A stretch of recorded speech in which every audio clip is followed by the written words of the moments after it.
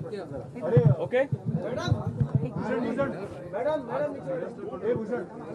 Okay. सन्माननीय मुख्यमंत्र्यांच्या अध्यक्षतेखाली डिझास्टर मिटिगेशन आणि मॅनेजमेंटच्या संदर्भात आज एक बैठक झाली। या बैठकीमध्ये army, navy, air force, NDRF, SDRF आणि यासोबत सगळे विभागीय आयुक्त आणि डिझास्टर मिटिगेशन आणि मॅनेजमेंटशी संबंधित सर्व विभागाचे लोक हे उपस्थित होते।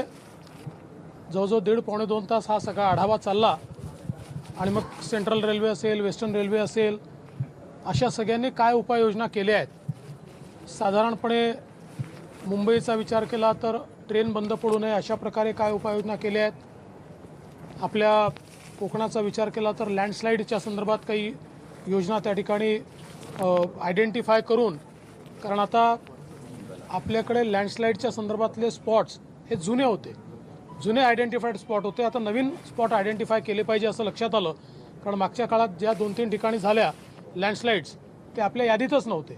तर अशा अनेक विषयांवर त्या ठिकाणी चर्चा झाल्या।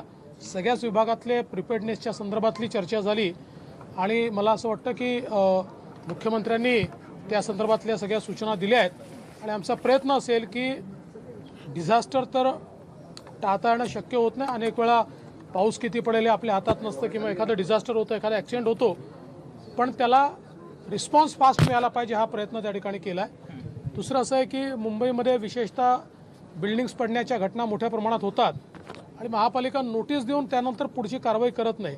त्यामुळे आयुक्तांना अशा सूचना देण्यात आल्या आहेत की एकतर जिथे बिल्डिंग पडेल त्या ठिकाणी जर नोटीस दिलेली नसेल तर त्या वॉर्ड ऑफिसरवर कारवाई केली पाहिजे।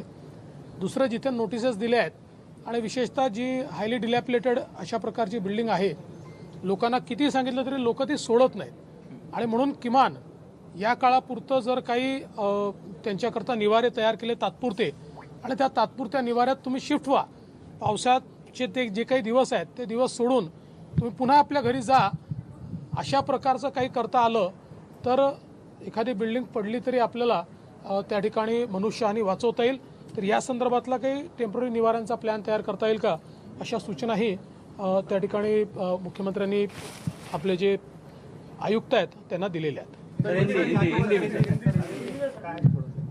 डिजास्टर मिटिगेशन और मैनेजमेंट के बारे में आज एक बैठक हुई। इस बैठक में NDRF, आर्मी, नेवी, एयरफोर्स और इसके साथ साथ रेलवे के लोग, अलग अलग विभागों के लोग ये सारे आए थे। म्यूनिसिपल कॉरपोरेशंस के लोग आए थे, कलेक्टर्स थे, विभागीय आयुक्त थे और सबने मॉनसून के चलते उनका डिज़ास्टर के बारे में, उसको रिस्पांस देने के बारे में क्या प्रिपेयर्डनेस है, इसके बारे में प्रेजेंटेशंस के बारे में सारी चीज़ें हमारे सामने रखी और श्रीमान मुख्यमंत्री जी ने उनको ये निर्देश दिया कि डिज़ास्टर तो सारे के सारे हम टाल नहीं सकते, किंतु जब कोई डिज़ास्टर होता है, नेचुरल कैलामिटी होती है, तो हमारा रिस्पांस फास्ट होना चाहिए। इस दृष्टि से सारी यंत्रणा तैयार रहे और इसके बारे में कई निर्देश जो है वो अभी दिए गए।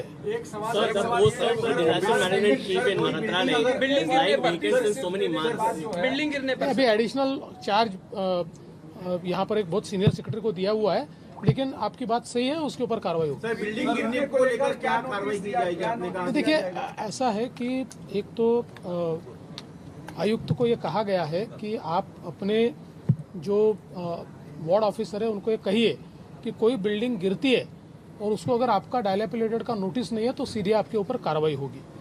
दूसरा, उनको ये भी कहा गया है कि लोग डायलैपिलेटेड बिल्डिंग छोड़ना नहीं चाहते क्योंकि उनकी कोर्ट केस होती है और उनको लगता है हम छोड़कर चले गए तो हमारे को ये जगह वापस नहीं मिलेगी और फिर कई बार बिल्डिंगें गिरती और उनकी जान जाती है।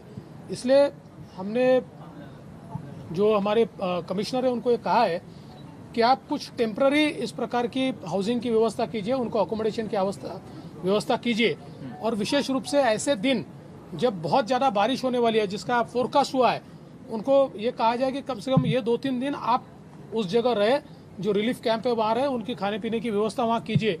तो कम से कम अगर कोई दुर्घटना होती है तो उसमें जान लोगों की बच पाएगी। इस प्रकार का आदेश दिया। असं आहे की ओबीसी समाजाच्या संदर्भात विशेषतः ओबीसीचं राजकीय आरक्षण हे त्या ठिकाणी महाराष्ट्रामध्ये संपुष्टात आलेलं आहे। सर्वोच्च न्यायालयाने वारंवार एम्पिरिकल डेटा सादर करा म्हणून सांगितलं आहे आणि म्हणून आज मी स्वतः त्या संदर्भातली आढावा बैठक घेतली आणि पुढच्या तारखेच्या आत आपला रिपोर्ट आला पाहिजे, तो योग्य रिपोर्ट आला पाहिजे, तो सबमिट झाला पाहिजे आणि कोर्टात तो ॲक्सेप्टही झाला पाहिजे।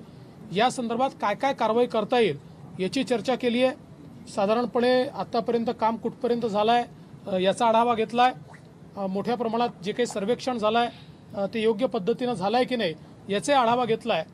मला विश्वास आहे की योग्य वेळेत हे काम आपण पूर्ण करू शकतो।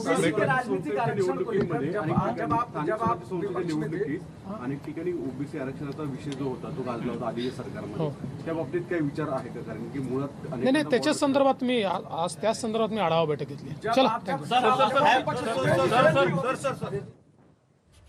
तेव्हा आपत्ती व्यवस्थापनाच्या बैठकीनंतर उपमुख्यमंत्री देवेंद्र फडणवीस यांनी या बैठकीसंदर्भातली माहिती दिली। नेमके कोणकोणते मुद्दे चर्चेला आले आणि कशा पद्धतीने आता पावलं टाकण्यात येणार आहेत याबद्दल त्यांनी सविस्तरपणे माहिती सांगितली।